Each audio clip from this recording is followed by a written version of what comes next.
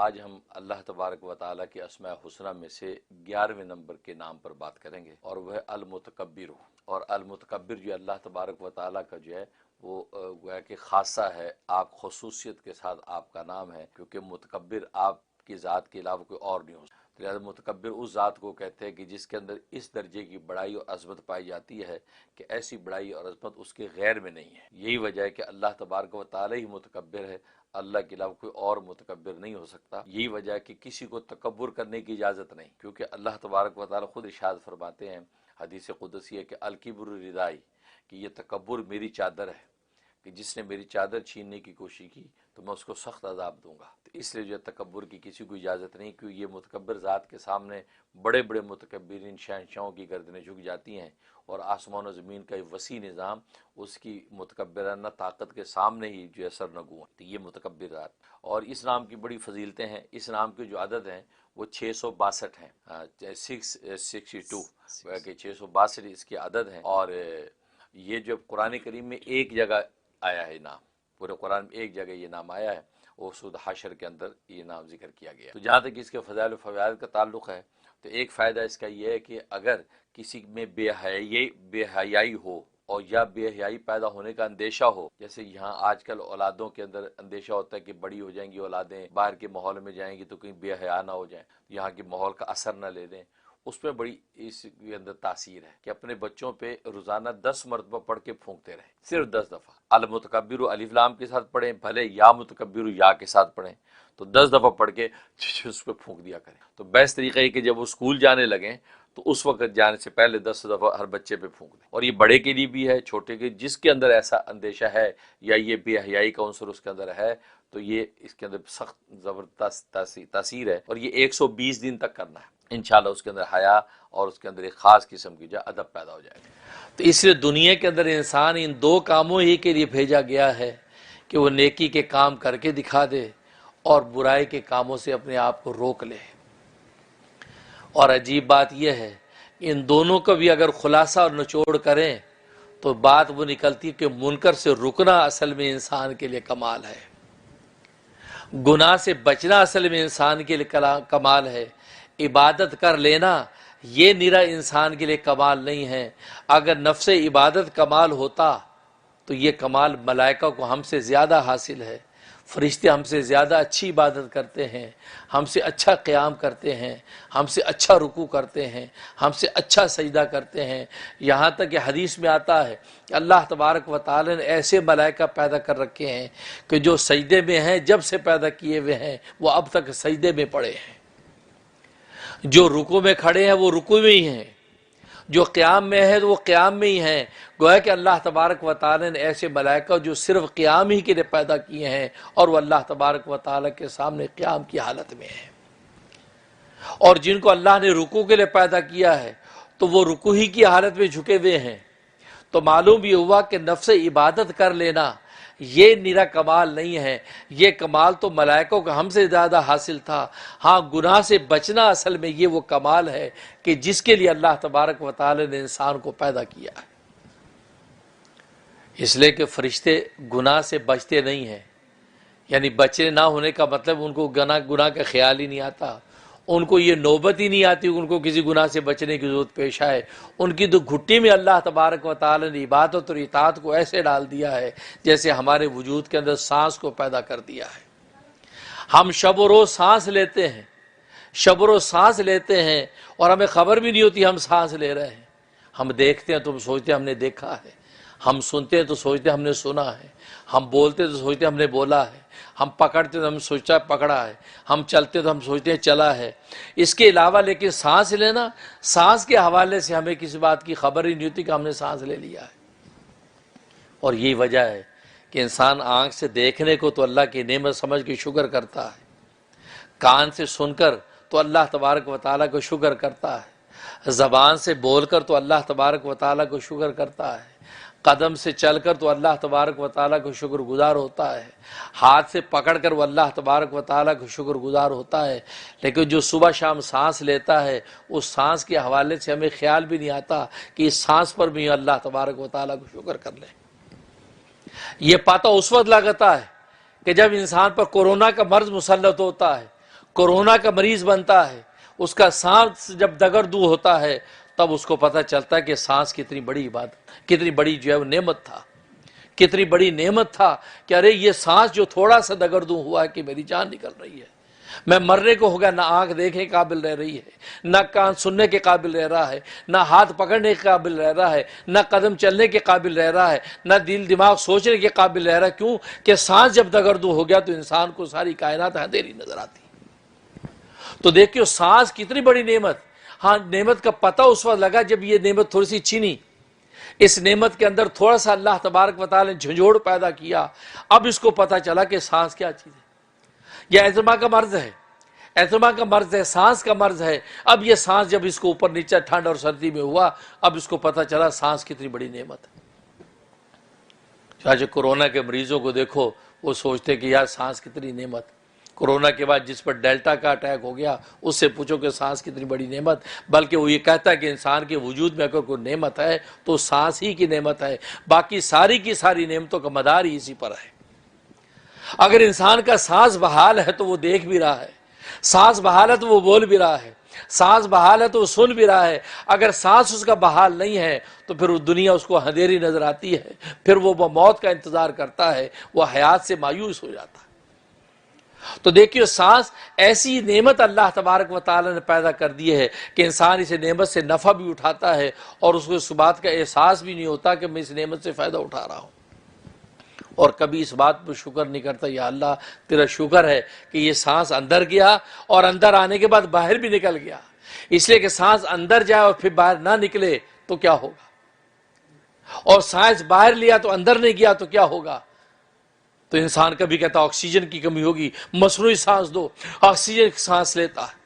تو معلوم ہوا کہ یہ بالکل اسی طریقے سے جیسے سانس انسان جب لیتا اس کو خبر بھی نہیں ہوتی، بالکل اسی طریقے سے اللہ تبارک و تعالی نے فرشتوں کے لیے عبادت کو ایسے بنا دیا ہے کہ جس طرح سانس لیتے ہیں، سانس لیتے لیتے انسان تھکتا نہیں ہے، انسان دیکھتے دیکھتے تھک جاتا ہے، بولتے بولتے تھک جاتا ہے، سنتے سنتے تھک جاتا ہے، پکڑتے پکڑتے تھک جاتا ہے، چلتے چلتے تھک جاتا ہے، سوچتے سوچتے ایون ہے کہ تھک جاتا ہے۔ اگر تھکتا نہیں تو وہ سانس لیتے لیتے تھکتا نہیں۔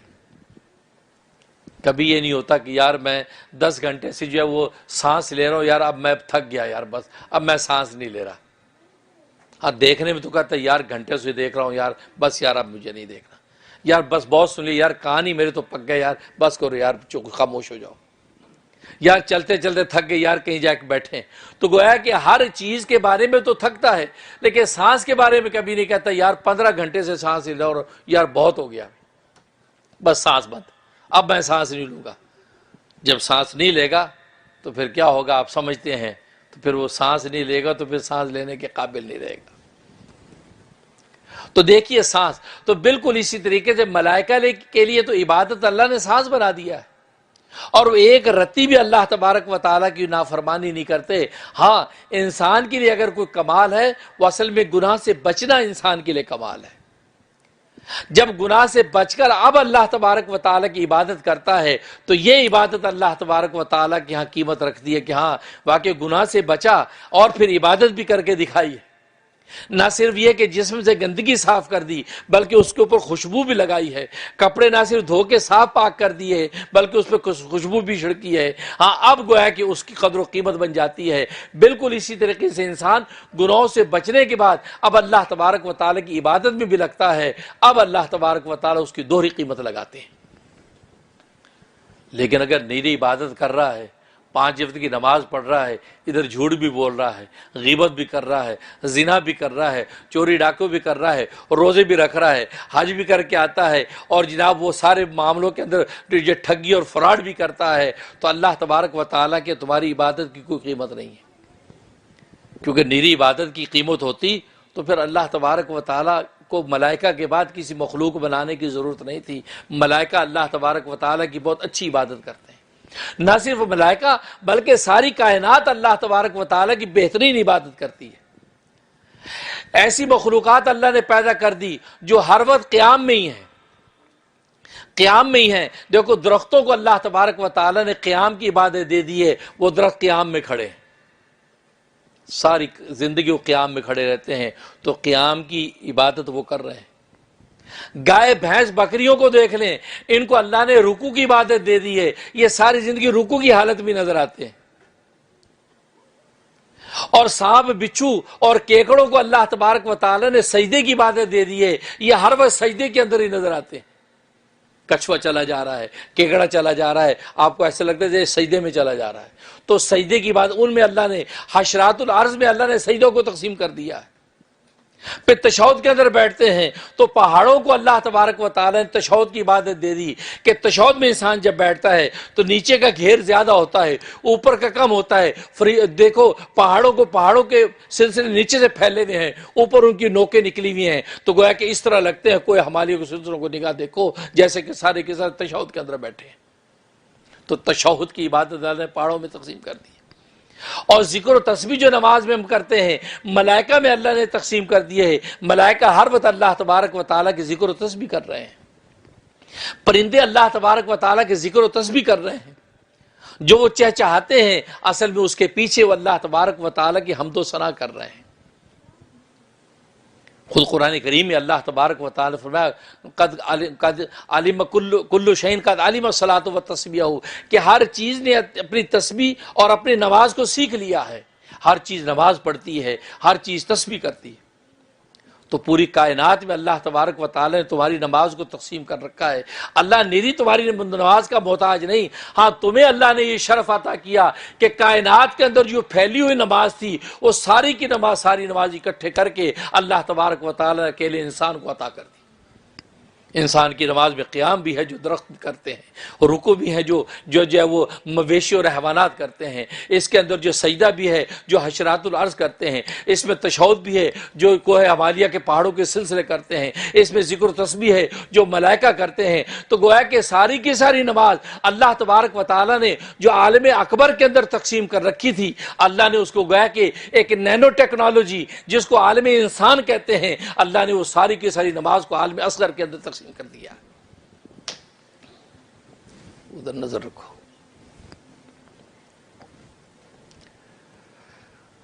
اللہ نے ساری کی ساری کائنات کے اندر جو تقسیم کر دیا اس نماز کو، تو گویا کہ عالم اکبر کے اندر جو تقسیم تھی نماز، اس کو عالم اصغر کے اندر جو ہے اللہ تبارک و تعالی نے عطا کر دیا ہے۔ اور یہ انسان کا شرف ہے، اس کی فضیلت ہے کہ اللہ تبارک و تعالی نے اس کو نماز کی دولت عطا فرما دی۔ ورنہ اللہ تبارک و تعالیٰ نے یہ بتلا دیا کہ میں تمہاری نمازوں کو محتاج نہیں، اس لیے کہ ساری کائنات میری نماز ادا کر رہی ہے، اور ایسی نماز ادا کر رہی ہے۔ تمہارا رکوع تو 10 منٹ کا رکوع ہے، ان مویشیوں کا، ان چوپاؤں کا رکوع تو ساری زندگی کا رکوع ہے۔ تمہارا سجدہ تو 10 منٹ کا سجدہ ہے، اس کا تم احسان جتلاتے ہو۔ ان حشرات الارض کا سجدہ تو ساری زندگی کا سجدہ ہے۔ تم اپنے قیام کے اوپر ناز کرتے ہو، تو یہ دیکھو ان عالم نباتات کو، ان عالم نباتات کا قیام تو ساری زندگی کا قیام ہے۔ تو تم اپنی نمازوں کے اوپر مان نہ کرنا۔ ہم نے جو تمہیں جو نماز عطا کر رکھی ہے، یہ نماز پوری کائنات کے اندر پھیلائی ہوئی ہم نے تم اکیلے کو عطا کر دی۔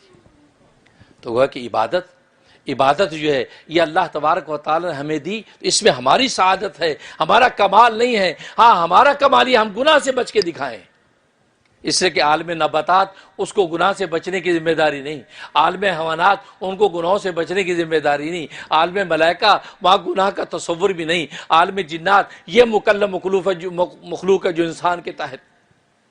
لیکن باقی جتنی بھی مخلوقات کائنات کے اندر نظر آتی ہیں وہ گناہوں سے بچنے کا وہاں کوئی تصور نہیں ہے۔ ہاں انسان کے لیے اگر کوئی کمال ہے تو گناہ سے بچنا انسان کے لیے اصل میں کمال ہے، اور اگر انسان گناہ سے نہیں بچتا تو پھر اس کا مطلب یہ ہے کہ اس کی عبادتوں کی اللہ تبارک و تعالیٰ کی کوئی قیمت نہیں لگتی۔ تبھی تو حدیث میں آتا ہے کہ ایک روزے دار اگر روزہ جب رکھتا ہے، اگر وہ روزے کی حالت میں حلال کی چیزوں کو حرام کر لیتا ہے، حرام کو اپنے لیے حلال کر لیتا ہے، مطلب کھانا پینا حلال تھا اس نے اپنے اوپر حرام کر لیا، لیکن جھوٹ بولنا غیبت کرنا حرام تھا اس کو حلال کر لیا، روزی کی حالت میں غیبت بھی کر رہا ہے، جھوٹ بھی بول رہا ہے، اور جب وہ اس کے اندر جو فراڈ اور دھوکہ بھی دے رہا ہے، تو اللہ تبارک و تعالیٰ جو ایسے روزے دار کے روزے کو جو ہے اس کے منہ پہ مار دیتے ہیں۔ اس کی قیمت اللہ تبارک و تعالیٰ کے یہاں گویا کہ ایسی ہوتی ہے جیسے گدھا صبح سے شام تک منہ بند کر کے پھر رہا ہے، اس کے اللہ تبارک و تعالیٰ کی کوئی قدر و قیمت نہیں ہے۔ تو معلوم ہوا کہ عبادت کے اندر بھی اگر وہ گناہ کر رہا ہے تو پھر اس کی عبادت کے اللہ کی کوئی قیمت نہیں۔ اس لیے حدیث میں آتا ہے بہت سے نمازی ایسے ہیں ان کی نمازوں کو لپیٹ کر ان کے منہ پہ مار دیا جاتا ہے، حالانکہ انہوں نے نماز ادا کی ہے، انہوں نے قیام کیا ہے، رکوع کیا ہے، سجدہ کیا ہے، تشہد کیا ہے، ساری عبادت کے ارکان ادا کیے ہیں، لیکن کیا بات ہے کہ اللہ تبارک و تعالیٰ کے وہ عبادت نہیں ہے۔ اس لیے عبادت نہیں ہے، وہ بظاہر عبادت کی تصویر تو ہے لیکن اس کے اندر عبادت کی حقیقت نہیں ہے، اور حکم حقیقت پر لگتا ہے، تصویر پر نہیں لگتا۔ اگر پانی کی تصویر آپ کے پاس ہو تو آپ کی پیاس نہیں بجھتی، کھانے کی تصویر آپ کے پاس ہو اس کو دیکھ کر بھوک نہیں مٹتی۔ اسی طریقے سے اگر جو ہے کسی بھی چیز کی تصویر آپ کے پاس ہے، آگ کی تصویر ہے تو آگ کی تصویر کاغذ کو جلاتی نہیں ہے، ہاں حقیقت اگر آگ کی ایک چنگاری کاغذ پہ ڈال دو گے کاغذ جلنے لگے گا، 2 گھونٹ پانی کی حقیقت میں پی لو گے تو پیاس میں تسکین آنے لگے گی، 2 لقمے روٹی کے کھا لو گے تو بھوک مٹنے لگے گی۔ تو معلوم ہے حقیقت پر فیصلہ ہے۔ تو جو عبادت تصویر اور صورت کی شکل میں اللہ تبارک و تعالیٰ کے یہاں پہنچتی ہیں، اللہ کے ایک ڈھانچہ ہے اس کے اندر حقیقت نہیں ہے، اللہ ان کو میرے کپڑے کی طرح لپیٹ کے ہمارے منہ پہ مار دیتے ہیں۔ بلکہ ایک حدیث میں فرمایا یہ نماز جب اوپر آسمانوں کی طرف جانے لگتی ہے کہ جس کو نمازی نے برے طریقے سے ادا کیا ہے، برے طریقے سے ادا کرنے کا مطلب نہ اس پہ خشوع ہے، نہ اس پہ خضوع ہے، نہ توجہ اللہ ہے، نہ اس بات کا احساس ہے کہ میں ہاتھ باندھ کے کس کے سامنے کھڑا ہوں۔ حالانکہ دنیا کے معاملوں میں اگر آپ کسی کے سامنے ہاتھ باندھ کے کھڑے ہیں تو آپ کو پتا ہوتا ہے کہ میں منسٹر صاحب کے سامنے ہاتھ باندھ کے کھڑے بات کر رہا ہوں، میں وزیر اعظم صاحب کے سامنے کھڑا ہاتھ باندھ کے بات کر رہا ہوں، میں ابا کے سامنے کھڑا ہوں، میں ٹیچر کے سامنے بادب کھڑا ہوں۔ انسان کو تصور بندہ رہتا ہے، لیکن کیسا نالائق ہے یا بادشاہوں کے بادشاہ کے سامنے آتا ہے اور ہاتھ باندھ کے کھڑا ہے، اور اس انداز سے کھڑا ہے کہ اس انداز سے کسی غیر اللہ کے سامنے کھڑا نہیں ہوتا، لیکن اس حالت میں اس کو اللہ کا خیال نہیں، اس کو یہ خیال ہے کہ اللہ کے سامنے کھڑا ہوں۔ تو ایسی نماز جب جاتی ہے آسمان کی طرف، حدیث میں آتا ہے کہ نمازی کے لیے بد دعا کرتی ہوئی جاتی ہے کہ جس طرح تو نے مجھے برباد کیا اللہ تعالیٰ تجھے اسی طرح برباد کرے۔ اب اندازہ لگا لیجئے یہ برے طریقے سے پڑھی ہوئی نماز ہمارے لیے بد دعا کرتی ہے، اور نمازی کی بد دعا سے لوگ ڈرتے ہیں کہ یار نمازی نیک آدمی، یار یہ بد دعا نہ کرتے، تو نماز بد دعا کرے تو نماز بد دعا قبول ہوگی کہ نہیں؟ جو خود عبادت بد دعا کر رہی ہے تو انسان کہاں سے بچے گا؟ تبھی تو کتنے نماز پڑھنے والے کہتے ہیں یار میں نمازی 5 وقت کا ہوں، نمازیں پڑھتا ہوں، لیکن یار کام الٹے ہوتے چلے جا رہے ہیں، لیکن اس پر غور نہیں کرتا یہ میری نماز کہیں مجھ پر تو بد دعائیں نہیں کر رہی۔ وہ اپنی نماز پہ کبھی غور نہیں کرتا، وہ اسی کو نماز سمجھتا میں نے قیام کیا، رکوع کیا، سجدہ کے ہاتھ دعا کی گھر آ گیا، یار میں 5 وقت نماز پڑھنے مسجد جاتا ہوں باقاعدہ امام صاحب کے پیچھے، لیکن خود نماز کا جائزہ کبھی نہیں لیا کہ جو نماز میں امام کے پیچھے پڑھتا ہوں، جب میں کھڑا ہوتا ہوں تو کس تصور سے کھڑا ہوتا ہوں، ہاتھ باندھتا ہوں تو کیا سوچ کے باندھتا ہوں، اللہ اکبر تکبیر تحریمہ کہہ کے جب کانوں تک ہاتھ اٹھاتا ہوں تو کیا سوچ کے اٹھاتا ہوں، ایسے ایک فارمیلٹی، اللہ اکبر، سوچا بھی نہیں کہ ہاتھ یہ کیا مطلب، اس کا مطلب کیا ہے؟ اس کا مطلب ہے کہ اللہ کا غیر جو ہے اس کو پیچھے پھینک دیا اور اللہ کو اپنے سامنے کھڑا کر لیا۔ یہ جو پیچھے یہ جو کرتے ہیں تکبیر تحریمہ، یعنی وہ تکبیر جو حرام کرنے والی ہے، کیا مطلب؟ اللہ کے علاوہ ہر چیز کو آپ نے حرام کر دیا، اپنے پیٹھ پہ پھینک دیا، ہمیں نہ آسمانوں کی بلندیاں دیکھنی ہیں، نہ زمین کی وسعتیں دیکھنی ہیں، نہ دنیا کی لذتیں دیکھنی ہیں، نہ خواہشوں پہ نگاہ رکھنی ہے، نہ بیوی بچوں کا سوچنا ہے، نہ دکان مکان کو سوچنا ہے، نہ دولت سر پر تصور رکھنا ہے، نہ عہدہ اقتدار کی ہیبت اپنے دلوں میں رکھنی ہے، سب پیٹھ پیچھے پھینک دیا اور ہاتھ باندھ لیے کس کے آگے؟ ہمارے آگے ہمارا رب کھڑا ہے، اس رب کے سامنے جھک جانا۔ اب اتنا بڑا تصور لے کے ہم کہاں کھڑے ہوتے ہیں؟ اللہ اکبر، ہم نے سوچا بھی نہیں کیا۔ تو پھر نماز پھر کیسے آپ کے لیے دعا کرے گی؟ نماز آپ کے لیے بد دعا ہی کرے گی اس تصور سے۔ اس لیے تکبیر تحریمہ کے بعد انسان نیت، کیونکہ نیت نماز میں ضروری، ہر عبادت میں کیوں ضروری؟ اس نیت کے وقت میں انسان آپ صحیح ڈائریکشن میں قدم رکھتے ہیں، اور یہ ابتدا کا وقت یہ اہم وقت ہے۔ آپ چلتے ہیں جب کسی منزل پہ تو سب سے پہلے آپ اس کی بالکل سٹارٹنگ پوائنٹ کو سیٹ کر لیتے، یار کہاں سے نکلنا ہے؟ جی فلاں ایگزٹ سے لے کے ادھر جائیں گے، وہاں سے آپ کو ہائی وے ملے گا۔ آپ بالکل اس پوائنٹ پہ آ کے اب چل پڑتے ہیں، بس یہ ہائی وے لے لیا، اب یہ 4 میل تک یا 40 میل تک اسی ہائی وے پہ جائیں گے، آپ مطمئن ہو کے چلتے ہیں۔ لیکن سٹارٹنگ پوائنٹ میں آپ بالکل نظر رکھتے ہیں کہ یار کہاں سے مڑنا ہے، کہاں سے جانا ہے، یہ نہ ہو کہ مس کر دیں تو ہائی وے نہ ملے. تو گویا کہ سٹارٹ ہر چیز کا بہت اہم ہے. تو نماز کے سٹارٹ کے وقت کے اندر آپ بالکل کانشیس ہو کے توجہ کے ساتھ کہ میں کس کے سامنے کھڑا ہوں اور کیا سوچ کر کھڑا ہو رہا ہوں، کیونکہ میرے عمل کی بنیاد اس نیت پر ہوگی. اور یہ میرا یہی سوچ ہے کہ میں یہ سب کا سب اللہ کا جتنا غیر ہے وہ میں نے پیٹھ پہ پھینک دیا، مجھ سے اسے کوئی واسطہ نہیں ہے، اور اللہ اس کو اپنے سامنے لے آیا ہوں اور ہاتھ باندھ کے اس مالک کے سامنے کھڑا ہو گیا ہوں. میں نے گناہ کیے یا نہیں کیے ہیں، بس ایک شرمندہ غلام کی طرح ہاتھ باندھ کے کھڑا ہو گیا اس کے آگے. اور نگاہ بھی یوں نہیں، نگاہ بھی نیچے سجدے کی جگہ پہ یوں جھکی ہوئی ہے، اور اسی تسبیح کر رہا ہوں، الحمدللہ رب العالمین الرحمن الرحیم مالک یوم، اس کی تسبیح کر رہا ہوں. مناتے یہاں تک کہ اتنے گناہوں کا خیال آیا اور خدا کی عظمت اتنی دل میں بیٹھی کہ کھڑے ہوتے ہوتے ایک دم جھکتا چلا گیا، رکوع میں گر گیا. پھر رکوع میں کھڑا اس کی تسبیح و بلندی بیان کر رہے ہیں. تو دیکھو یہ اسٹارٹ کے اندر جب انسان پوری توجہ سے نماز میں کھڑا ہوتا ہے تو بس سمجھو اسی وقت ہی انسان اس منزل کی طرف چلنے لگتا ہے. پھر آخر میں السلام علیکم کر کے سلامتی بھیج کے خوش ہوتے ہیں. دائیں والوں کو سلام، بائیں والوں کو سلام، ایک دوسرے کو سلام. کیوں؟ اس لیے کہ ہم تو کہیں اور چلے گئے تھے، سلام تبھی تو کر رہے ہیں، واپس آ کے کہیں اور چلے گئے تھے. اور کہاں ہم نے عالم آخرت کا سفر کیا، ہم عالم آخرت کے سفر پہ چلے گئے. اور جب ہم سجدے میں گئے تھے تو ہمارا سر اللہ کے قدموں میں تھا. اور حدیث میں فرمایا الصلاۃ معراج المومن، کہ نماز مومن کی معراج ہے. کہ نبی کریم صلی اللہ علیہ وسلم جن کی برکت سے ہمیں جب وہ یہ نماز کی دولت معراج کے سفر میں ملی، وہ تو فزیکلی اس جسم و جان کے ساتھ بیداری کی حالت میں یہ معراج کا سفر طے کر کے آئے، اور وہاں سے جو تحفہ لے کے آئے وہ تحفہ امت کے لیے ایسا لے کے آئے، امت اس تحفے کو اگر اختیار کرے گی تو وہ نماز کی حالت میں اس معراج کے سفر کو طے کر جائے گی. تو روحانی طور پہ ہم معراج کا سفر کر گئے. معراج کا سفر کرنے کے بعد جب واپس آئے ہیں تو ظاہر ہے پھر ایک دوسرے کو سلام تو کرنا ہی ہے نا.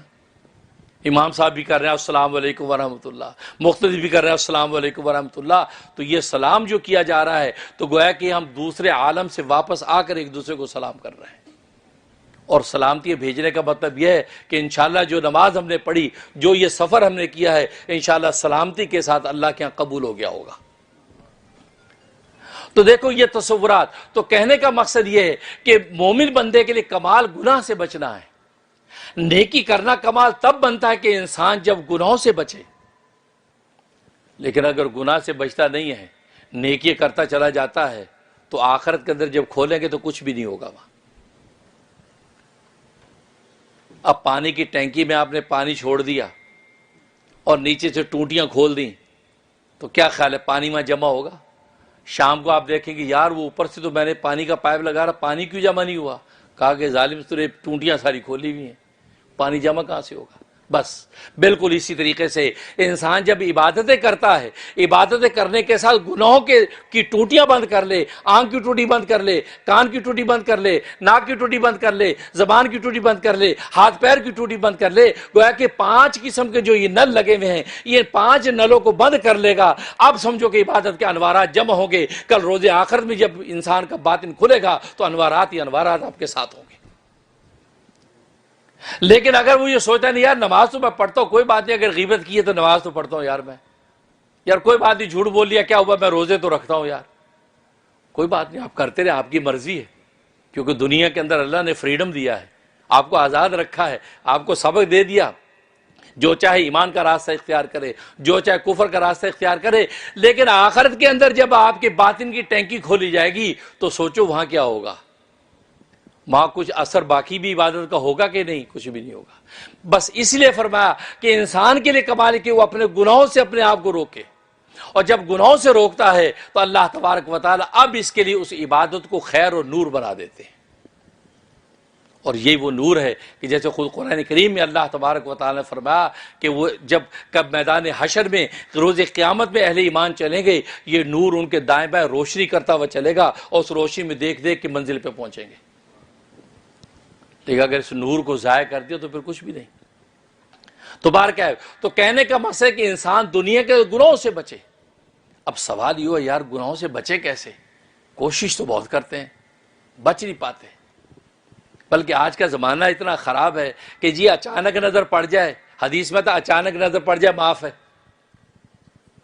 ایک اللہ والے فرماتے ہیں کہ آج کا زمانہ اتنا خراب ہے، وہ کراچی میں تھے تو فرماتے تھے کراچی میں آج تاریخ روڈ پہ انسان وہاں چلا جائے تو وہاں اتنے نامحرم چہرے نظر آتے ہیں کہ انسان اچانک نظر پڑی ہٹایا ادھر اچانک نظر، تو جگہ جگہ ایسے نامحرم چہرے ہیں، تو اچانک میں ہی فرمایا میں نفس کی چینک بھر جاتی ہے، اچانک میں نفس کی چینک بھر جاتی ہے۔ فرمایا اتنے زیادہ نامحرم اور گناہ سامنے ناچتے ہیں کہ انسان کہاں سے نگاہ بچائے۔ تو آج کا عالم تو یہ ہے، آج جیسے مینہٹن کی دنیا میں سمر ہو، مینہٹن کی دنیا میں آپ چلے تو وہاں جگہ جگہ گناہ معصیت دنیا گھوم رہی ہے، ننگی ناچ رہی ہے، آدمی کہاں سے نگاہ ہٹائے، تو اچانک میں چینک بھر جائے گی، کیا کریں۔ اصل میں بچنے کے دو طریقے ہیں، ان دو طریقوں کو آج ہم نے پامال کر دیا، ہم نے اس پر سوچا ہی نہیں۔ ایک صحبت، دوسری سماعت۔ اگر چاہتے ہو کہ ہمارے اندر گناہوں سے بچنے کی ول پاور پیدا ہو جائے، عبادت کا ذوق پیدا ہو جائے، اور ایک فکر اور تڑپ پیدا ہو جائے کہ یار مرنے کے بعد کی زندگی بھی کوئی زندگی ہے بھائی، اس کی بھی تیاری کرنی ہے، یہ فانی زندگی پر اپنے آپ کو فنا کیے جا رہے ہیں، اس مٹی کی زندگی پر مٹی ہو کر مٹی ہو رہے ہیں، یار نہیں، اصل زندگی تو بعد میں آنے والی، اس کی تیاری، یہ فکر کیسے پیدا ہوگی؟ اور جب یہ فکر پیدا ہوگی، اور آپ جانتے ہیں انسان اندر کا نظریہ جب بدلتا ہے اب انسان کا عمل بدل جاتا ہے۔ ہم عمل تو بدلنے کی کوشش کرتے ہیں، اندر کے نظریے کو بدلتے نہیں۔ ہماری نظر میں ڈالر کی جو قیمت ہے وہ قرآن کی ایک آیت کی قیمت نہیں ہے، ہماری نظر میں BMW کی جو قیمت ہے وہ نبی کی ایک حدیث کی قیمت نہیں ہے، ہماری نظر میں مرسڈیز کی جو قیمت ہے وہ وہ نبی کی ایک سنت کی قیمت نہیں ہے۔ تو جب اندر کا نظریہ بدل نہیں رہا تو ظاہری عمل سے ہمیں نفع کیوں نہیں پہنچ رہا؟ اس کی وجہ یہ ہے کہ انسان اندر کا نظریہ بدلتا نہیں ہے، اور اس سے بدلے گا کہ دو کاموں میں سے ایک کام، اور وہ دو کون سے کام ہیں؟ ایک صحبت، دوسری سماعت۔ صحبت کا مطلب یہ ہے کہ ایسے اللہ والوں کی صحبت اختیار کرے کہ جو اللہ والے واقع مجاہدے کرتے ہیں، جو اللہ والے گناہوں سے بچ کر دکھاتے ایسے بچا جاتا ہے، جو اللہ والے عبادتیں کر کے دکھاتے عبادت ایسے کی جاتی ہے، جو اللہ والے جو ہے وہ شیطان کے جو اغوا کو توڑ کر آگے بڑھنا جانتے ہیں، وہ اللہ۔ آپ ڈاکٹر بن گئے، آپ نے MBBS کر لیا، ڈاکٹری کرنے کے بعد کہا جی آپ کو ریزیڈنسی بھی کرنی ہے۔ ریزیڈنسی کا مطلب کیا ہے؟ چھوٹا ڈاکٹر بڑے ڈاکٹر کی صحبت میں ٹائم گزارتا ہے، اس کے ساتھ ساتھ چلتا ہے، اس کو سنتا ہے، اپنا اوپینین دیتا ہے، وہ اس کی اصلاح ترمیم کرتا ہے۔ وہ ریزیڈنسی کیا ہے؟ ہمارے ملک میں اس کو ہاؤس جاب کہتے ہیں کہ ڈاکٹر ہاؤس جاب کرے گا۔ وہ ہاؤس جاب کیا ہے؟ وہ بڑے ڈاکٹر کی صحبت میں ٹائم گزار رہا ہے۔ یہاں تک کہ ایک ریڑھی چلانے والا، اس کا اگر گدھے کا بچہ پیدا ہوتا ہے تو گدھا گاڑی کے ساتھ اپنے بچے کو بھی کل کو لگاتا ہے، اس کے ساتھ چل چل کے ریڑھی چلاتا ہے۔ یہ صحبت ہے۔ تو گویا کہ صحبت ایک ایسا فطری اصول ہے کہ کائنات کے ہر شعبے کے اندر چلتا ہے، بغیر صحبت کے انسان آگے بڑھ ہی نہیں سکتا۔ روٹیشن کیا ہے؟ آج دنیا ڈگری مل گئی مجھے جی، ہاں جی میں جو ہے جرنلسٹ بن گیا ہوں، لیکن میری روٹیشن ہے جی، مجھے آسٹریلیا کے اندر 6 مہینے کی روٹیشن، مجھے سویڈن کے اندر 6 مہینے کی روٹیشن، مجھے فلاں ملک۔ یہ روٹیشن کیا؟ یہ روٹیشن صحبت ہی تو ہے کہ وہاں کے بڑے صحافیوں میں جا کر وہ ٹائم گزارتا ہے، وہاں کے احوال دیکھتا ہے۔ تو گویا کہ یہ ساری صحبت، تو ساری دنیا اس حقیقت کو مانتی ہے کہ دنیا کی کوئی بھی کامیاب منزل اس وقت تک انسان حاصل نہیں کر سکتا جب تک وہ ماہر کی صحبت کو اختیار نہیں کرتا۔ بس یہی اصول اللہ تبارک و تعالی نے گناہوں سے بچنا اور نیکیوں کا ذوق پیدا کرنے میں عطا کر دیا کہ صحبت اختیار کرو۔ اور قرآن میں فرما دیا یا ایھا الذین آمنوا، اے ایمان والو، اتقوا اللہ، اللہ سے ڈرتے رہو، وکونوا مع الصادقین، اور سچوں کی صحبت میں رہو، سچوں کے ساتھ جڑ جاؤ۔ گویا کہ سچوں کی جب صحبت میں رہو گے تو اس کا اثر تمہارے اوپر آئے گا، اس کا اثر تمہارے اوپر آئے گا۔ اب دیکھو ایئر کنڈیشن چلتا ہے، ایئر کنڈیشن کے بالکل قریب آپ بیٹھ جائیں تو آپ کو ٹھنڈ کتنی زیادہ محسوس ہوگی، دور بیٹھ جائیں تو ٹھنڈ محسوس ہوگی لیکن کم محسوس ہوگی۔ تو آپ یہ سوچیں کہ ایئر کنڈیشن کے پاس بیٹھ کر ٹھنڈ کا عالم یہ ہے کہ جناب سینہ ٹھنڈا ہو جاتا ہے، گریبان کھول دیتا ہے، انسان سکون ملتا ہے۔ تو آپ غور کریں خود ایئر کنڈیشن کے اندر جہاں سے وہ ٹھنڈ بن رہی اس جگہ پر ٹھنڈا کا عالم کیا ہوگا۔ بالکل اسی طریقے سے وہ اللہ والے جن اللہ والوں کی صحبت میں بیٹھ کے آپ کے دل پر سکون اتر رہا ہے، اس اللہ والے کے اندر سکون کا عالم کیا ہوگا۔ وہاں تو اندر سکون کی برف کی سلیں لگی ہوئی ہیں، لیکن وہ تھوڑا تھوڑا باہر اللہ تبارک و تعالی اس کو پہنچا رہا ہے کہ آپ کو اس کی صحبت میں بیٹھ کے اطمینان مل رہا ہے، آپ دنیا سے کٹ کر بیٹھے۔ تبھی صحابہ اکرام رضوان اللہ علیہم اجمعین فرماتے ہیں کہ ہم رسول اللہ صلی اللہ علیہ وسلم کی صحبت میں بیٹھتے تھے تو ہمیں آخرت نظر آتی تھی، دنیا بالکل ہیچ ہو جاتی، دنیا بالکل ہیچ ہو جاتی، کوئی قیمت اس کی نہ رہتی، اور ہمیں ایسے گویا کہ آخرت نظر آ رہی۔ یہ عالم، یہ صحبت کا اثر۔ بالکل اسی طریقے سے نبی کے جتنے وارثین آگے چلے آ رہے ہیں، جن کو اللہ تبارک و تعالی وارث انبیاء بنا دیا، اس وراثت کا حصہ درجہ بدرجہ اپنے کمال کے تحت وہ حاصل کر رہے ہیں، ان کی صحبتوں کو جب انسان اختیار کرتا ہے اس کی کیفیت بھی ایسی ہو جاتی ہے، دنیا سے کٹ جاتا ہے، اس کو آخرت نظر آتی۔ اور یہ جب نظر آئے گی آخرت اور دنیا سے کٹ جائے گا تو اندر کا نظریہ تبدیل ہوگا، اندر کا نظریہ تبدیل ہوگا کہ یار زندگی اصل میں تو یہی زندگی ہے، میں تو یار عثمانی ہو کر ڈالر بھی بنا ہوں، میں تو صدیقی ہو کے ڈالر بھی بنا ہوں، میں تو جو ہے وہ علوی ہو کے ڈالر بھی بنا ہوں، میں تو جو ہے وہ فاروقی ہو کے ڈالر بھی بنا ہوں۔ لوگ کہتے ہیں یار یہ صاحب عثمانی ہے یا صدیقی ہیں؟ کسی نے کہا نہیں ہے، یہاں کوئی بھی صدیقی عثمانی نہیں، یہاں سارے ڈالر بھی ہیں، اس لیے کہ اندر کا نظریہ ہمارا ڈالر بھی ہے۔ ہم شروع سے بچوں کو یہ بات سکھاتے، بیٹا یہ کر لو منی بنے گی، پیسہ بنے گا، پیسہ۔ بلکہ ایک صاحب کا میں نے سنا وہ بچوں کو وظیفے وہی پڑھواتا ہے جس پہ پیسے بنتے ہیں۔ مجھے کہتا ہے میں نے بچوں کو کہا یا رضا کو پڑھو مال آئے گا مال، یہ یا باسی تو پڑھو رزق آئے گا رزق۔ بھائی اللہ کے بدو وہ بات صحیح ہے، لیکن اس کے علاوہ یہ بھی تو کہو کہ یار یہ پڑھو تو خدا کا تعلق ملے گا، یا رحمان پڑھو خدا کی رحمت کے اندر تو آ جاؤ گے۔ نہیں، وہ سارے پیسے پائے گا۔ مجھے بھی کہتا کہ حضرت کو مال بننے کا بتاؤ جو بچوں کو بھی پڑھواؤں۔ یہ کریز اس کو پتا نہیں، اس کا فیصلہ تو پیٹ میں ٹھہرا نہیں تھا بچہ کہ اللہ نے کر دیا جس کو کتنا رزق دینا ہے۔ فرشتہ وہیں ہے، بخاری کی حدیث ہے، فرشتہ وہیں پوچھتا ہے کہ وہ مر رزق، اے اللہ اس کا رزق کتنا لکھنا ہے؟ اللہ فرمائے اتنا رزق لکھ دے، جو لکھ دیا گیا اس میں ایک دانہ زیادہ نہیں ہونا، کم نہیں ہونا۔ تو پھر پریشانی کس بات کی؟ ہاں تدبیر اختیار کرنا، سبب اختیار کرنا ہے۔ دکان کھولنا تمہارا کام ہے، مقدر رزق بھیجنا اس کا کام۔ ملازمت کرنا تمہارا کام ہے، مقدر روزی بھیجنا اس کا کام۔ کسب معاش کے لیے محنت کرنا تمہارا کام، مقدر رزق۔ تو گویا کہ اللہ نے اسباب کا بندہ بنا دیا ہے، لیکن مقدر روزی کے اندر ایک پائی کا اضافہ نہیں ہوگا۔ تبھی تو پیران پیر حضرت غوث پاک شیخ عبد القادر جیلانی رحمۃ اللہ علیہ فرماتے ہیں، فرمایا کہ ذلت کی زندگی اختیار کر کے تو اپنے مقدر روزی میں اضافہ نہیں کر سکتے، اور عزت و وقار کی زندگی گزار کے مقدر روزی کو کم نہیں کر سکتے۔ عزت و وقار کی مومن زندگی گزارے، بس مقدر روزی اس کو ملنی۔ اور فرمایا ذلت کی زندگی اختیار کر کے تم رزق بڑھا نہیں سکتے۔ تبھی تو یہ مسئلہ شریعت نے لکھا ہے کہ مسلمان کے لیے ذلت اور خواری والی جاب کرنا بھی جائز نہیں ہے۔ ایسی جاب اگر کرنی پڑے جس میں ذلت اور ذلت والی جاب ہو، انسان ذلیل نفس ہو، یعنی انسان کی حالت ذلت والی ہو، تو فرمایا ایسی جاب کرنا مومن مسلمان کے لیے جائز نہیں۔ اس لیے کہ مسلمان کو کسب معاش کا حکم ہے، ذلیل ہونے کا حکم نہیں۔